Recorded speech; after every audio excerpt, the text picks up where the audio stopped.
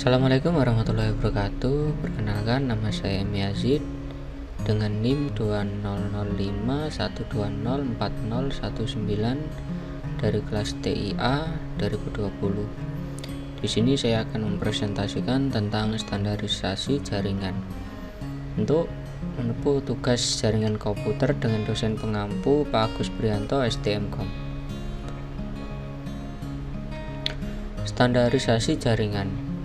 Standarisasi ini adalah merupakan sebuah aturan main atau protokol yang digunakan agar semua hal atau pekerjaan dapat berjalan dengan baik. Standarisasi jaringan komputer ini yang pertama untuk kebutuhan akan interkoneksi antar komputer. Standarisasi kompatibilitas vendor-vendor hardware and software. Membuat suatu standar agar produk dengan vendor berbeda dengan saling berkomunikasi. Yang keempat, standar jaringan disebut juga protokol. Nah, ini contoh-contoh protokol: TCP/IP, IPX, NetBEUI. Nah, kita bicara soal model OSI. Apa itu OSI ya? Model OSI atau acuan arsitektural utama untuk network yang mendeskripsikan bagaimana data informasi network dikomunikasikan dari sebuah aplikasi komputer ke aplikasi komputer lain melalui sebuah media transmisi. Kedua, untuk mempermudah pengertian, penggunaan, desain, pengelolaan data, dan seragaman standar vendor. Manfaat OSI. Manfaat OSI ini yang pertama, membuat peralatan vendor yang berbeda dapat saling bekerja sama, membuat standarisasi yang dapat dipakai vendor untuk mengurangi kerumitan perancangan, standarisasi interface, modular engineering, kerjasama dan komunikasi teknologi yang berbeda, memudahkan pelatihan network. Nah, ini model OSI layer. Konsep layer OSI atau OSI ini kepanjangan dari Open System Interconnected. 7 layer ya, dari atas ke bawah. Yang pertama, application layer. Ini merupakan layer ke-7. Yang ini tahapan ini berhubungan langsung dengan penggunaan application layer. Nah, ini merupakan penyambung komunikasi dari perangkat. Artinya aplikasi layer ini penghubung antara perangkat dan sistem komunikasi. Contohnya mail. Aplikasi layer berlanjut melibatkan protokol HTTP, SMTP ataupun FTP atau yang telnet. 2. Presentation layer. Nah, ini layer ke-6. Presentation layer bertanggung jawab untuk mempersiapkan data agar bisa digunakan dengan program tertentu. Nah, presentation layer ini berperan sebagai penerjemah bahasa komunikasi yang berbeda antar dua perangkat komputer, melakukan enkripsi data dari perangkat sumber lalu mendeskripsikannya pada perangkat penerima.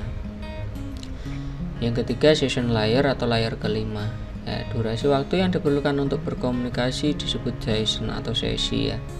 Nah, lapisan ini bertanggung jawab untuk membuka jaringan dalam durasi waktu yang cukup agar pertukaran data berjalan dengan baik. Nah, session layer ini mengirimkan data melalui pos-pos. Intinya mengirimkan 100 data. Session layer mengatur penempatan pos setiap 10. Jika mencapai 50 tiba jaringan putus, maka pengiriman data bisa diulang dari pos terakhir. Nah, ini kita bicara transport layer. Ini merupakan layer keempat. Berperan sebagai kiriman pesan antar dua perangkat atau mengambil data dari layer sebelumnya, meneruskannya ke lapisan berikutnya sekaligus memastikan bahwa datanya tersampaikan dengan baik. Nah, lapisan ini mengendalikan alur komunikasi antara dua perangkat yang kecepatan internetnya berbeda agar dapat saling mengoptimalkan. Yang kelima, network layer merupakan layer ketiga.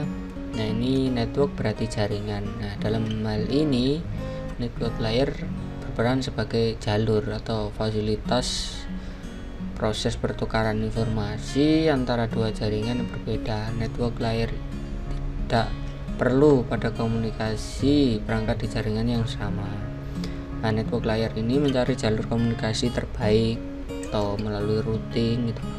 Lapisan ini menyalurkan kiriman perangkat dengan cara membaginya dalam paket-paket kecil, lalu menyusunnya kembali setelah sampai pada perangkat penerima. Yang keenam, data link layer atau layer kedua ini. Jika network layer adalah penyalur informasi antar jaringan, maka data link ini merupakan jalur komunikasi di dalam jaringan yang sama. Nah, tugas-tugasnya hampir sama dengan network layer dan transport layer, hanya saja internal dalam satu jaringan. Yang terakhir ini physical layer atau layer yang pertama. Lapisan paling dasar dari ketujuh osi layer ini bertanggung jawab mentransmisikan data dalam bentuk bit stream. Physical layer mencakup segala berarti pertukaran informasi yang dimiliki oleh dua perangkat yang melakukannya, termasuk kabel dan tombol-tombol. Nah, ini cara kerja OSI layer tersebut ya. Kita mengirimkannya. Ini penerima, ini mengirim, ini penerima. Kita baca. Berikut ini merupakan tahapan kerja dari OSI layer ya. Nah, application layer ini mengirimkan data ke komputer lain. Nah, presentation layer melakukan konversi email menjadi format jaringan. Selanjutnya, session layer membentuk sesi perjalanan data sampai proses pengiriman data selesai dilaksanakan. Kemudian, transfer layer mengirimkan pengirim akan memecah data, dikumpulkan kembali ditransferkan ke penerima.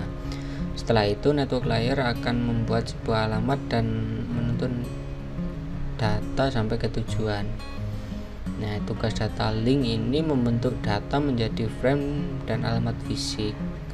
Nah, ini kemudian di physical layer, data akan dikirim melalui medium jaringan ke lapisan transport penerima. Selanjutnya, alur berbalik dari physical layer ke application layer pada komputer penerima. Sekian presentasi dari saya. Apabila ada salah kata mohon dimaafkan. Assalamualaikum warahmatullahi wabarakatuh.